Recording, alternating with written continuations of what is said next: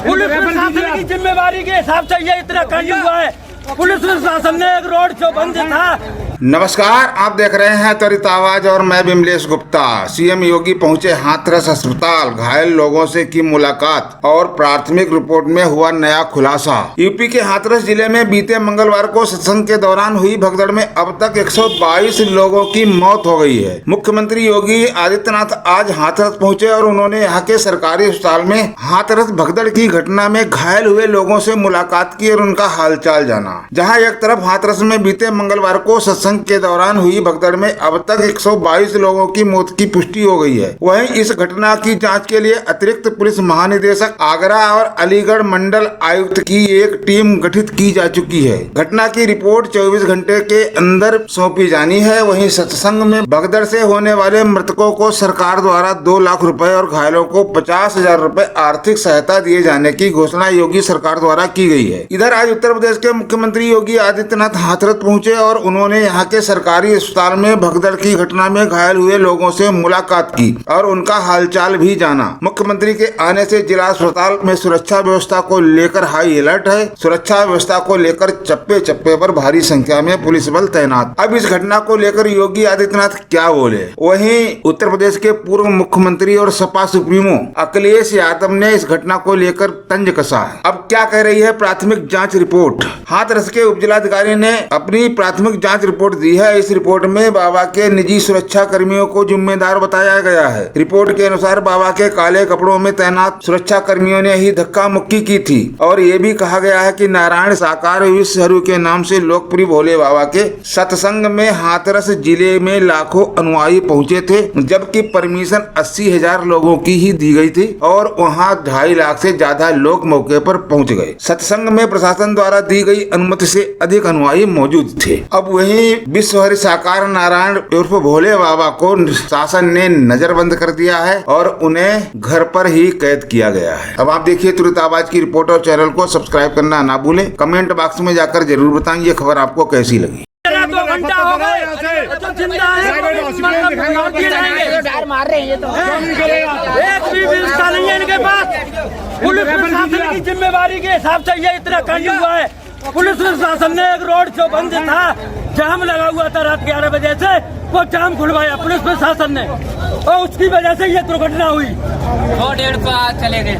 जब कितने लोगों की मौत हुई? 100-150 आदमी चले गए, यहाँ से 200 के लमसम चले गए और ये अभी तक कोई लाइट नहीं, कोई एक डॉक्टर थे, बाकी के कोई नहीं। उनको आगे को अप्लाई नहीं कर रहे, उनको एग्रीमेंट नहीं अभी तक कोई दे पा रहे, तो क्या करेंगे? हॉस्पिटल में ऑक्सीजन 2 घंटे में बताइए हमने कैच के लाया, इनमें सांस चल रही है। जान है वो नहीं खत्म हो रही है। ना दरोगा ना मंत्री एसपी कोई नहीं है यहाँ पर। डॉक्टर नहीं है, नहीं कोई ऑक्सीजन है, कोई ड्रिप लगा रहे, कोई सीरियस होगा उस पर ड्रिप लगा दे तभी बच जाएगा। लगभग कितने लोगों की मौत हो चुकी है यहाँ पर?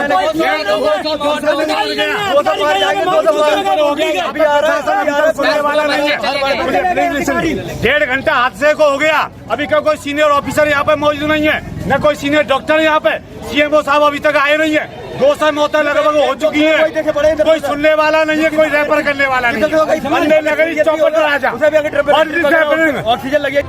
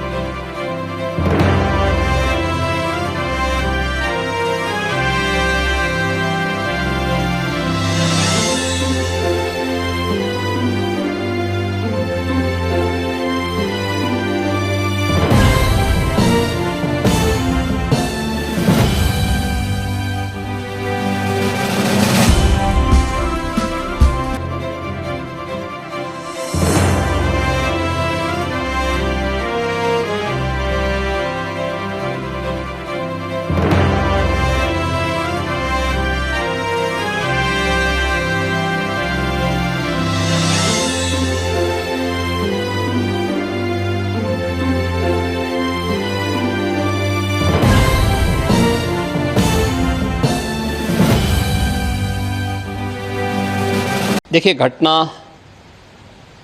अत्यंत दुखद और हृदय विदारक है। अपराह्न में 3-3:30 बजे के अंदर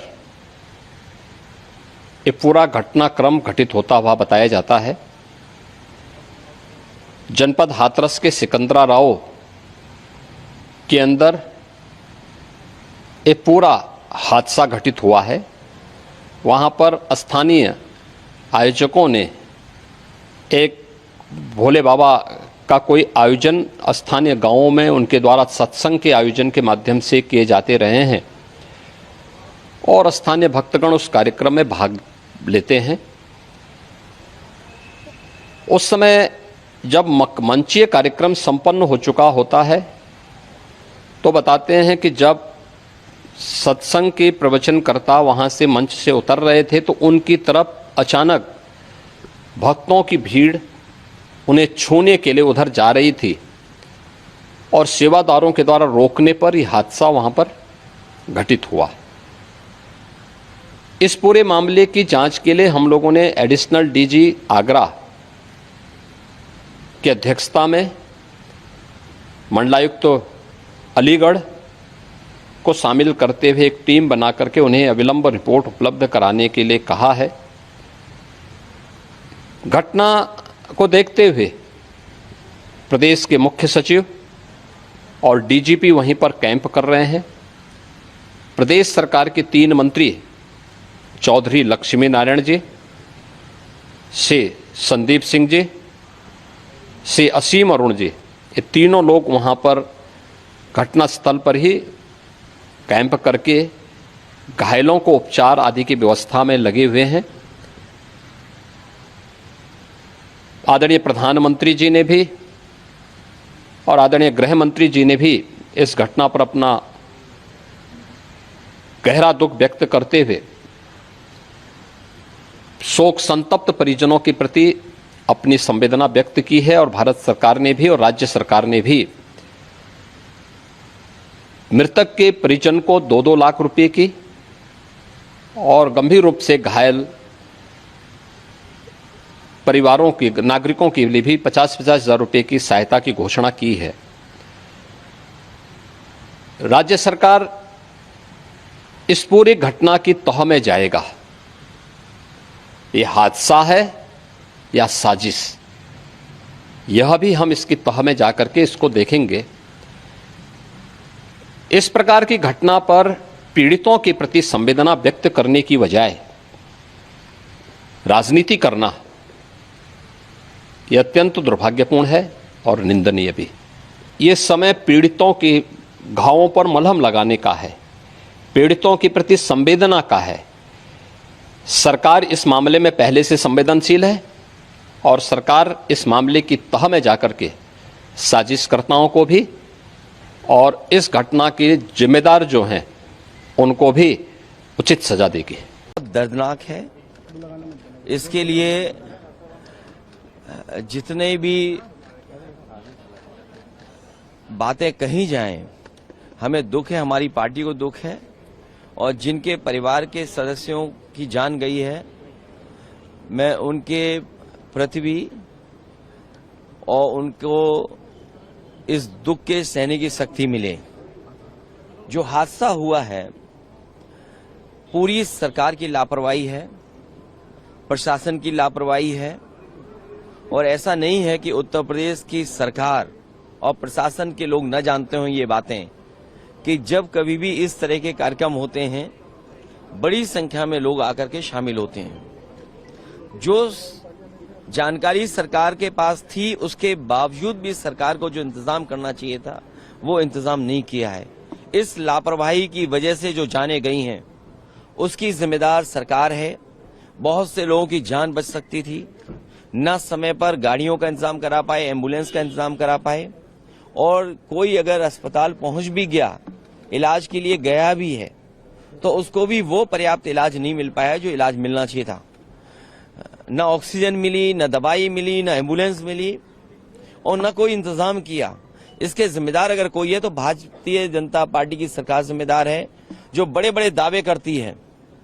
दुनिया में विश्व गुरु बन गए हैं, दुनिया में हम 5वीं अर्थव्यवस्था बन गए हैं, हम तीसरी अर्थव्यवस्था बनने जा रहे हैं। अर्थव्यवस्था का मायने ये है कि आप कोई भी इमरजेंसी में लोगों का इलाज नहीं करा पाओगे, किसी तरह की इमरजेंसी आ जाए तो उसमें आप लोगों की कोई सुविधा नहीं दे पाओगे। आप अस्पताल में ले जाएंगे तो खाली अस्पताल होंगे, ना दवाई होगी, ना इंतजाम होगा और ना ऑक्सीजन होगा। तो ये कैसी अर्थव्यवस्था है जो आप कहां पहुंचाना चाहते हो? ये सब इनकी बातें झूठी हैं। जिम्मेदार अगर कोई है तो उत्तर प्रदेश की सरकार जिम्मेदार है, जिसकी वजह से इतने बड़े पैमाने पे लोगों की जान गई है। देखिए, सीएम के जाने से किसी की जान वापस नहीं आने वाली है। ये अगर उनके अंदर दुख था, सरकार के अंदर दुख था, तो पर्याप्त इंतजाम करने चाहिए थे प्रशासन के, और पर्याप्त इंतजाम करना चाहिए था अस्पतालों में, दवाई में। आज सरकार के पास क्या है? अगर कोई इमरजेंसी आ जाए, अगर कोई डिजास्टर अचानक हो जाए, कोई घटना हो जाए, तो सरकार के पास क्या इंतजाम है? क्या पिछले वर्षों से इतने से सरकार चल रही है, बस यही इंतजाम किया है कि लोगों की जान चली जाए? और उत्तर प्रदेश में कोई पहली घटना नहीं है जहां इस तरह की लापरवाही देखने को मिल रही हो। इस तरह की घटनाएं दोबारा ना हो, उसके लिए प्रशासन को और सरकार को जिम्मेदारी से काम करना पड़ेगा। और इस तरह के बड़े आयोजन में कोई न कोई एसओपी बना करके रखनी चाहिए। सर, आपकी तस्वीर वायरल की जा रही है बाबा के साथ, कहा जा रहा है। देखिए, बीजेपी कितना घटिया काम कर सकती है। बीजेपी किसी भी नीचाई तक जा सकती है। बीजेपी का अगर आप, जैसे आप पत्रकार साथी हैं, अगर आप उनके मन की बात ना करो, मन मर्जी की बात ना करो, तो सबसे पहला काम होगा आपको नौकरी से निकालना, और दूसरा काम होगा उस चैनल का बजट कम करना। ये कोई नई बातें हैं क्या? अच्छा, बीजेपी ये जो काम करती है, आप इतने जागरूक लोग हो, पार्लियामेंट, दो पार्लियामेंट बिल्डिंग के बीच में खड़े हो, तब भी आप नहीं जाग रहे हो, बताओ। इसीलिए मैंने कहा था कि मंत्रिमंडल बदलेगा, मंत्रिमंडल बदलेगा। अब मीडिया मंडल नहीं बदल पाए तो क्या, यहाँ खड़े हैं हम लोग। अखिलेश जी, योगी जी कह रहे हैं, आप मुख्यमंत्री कह रहे हैं कि देखिए,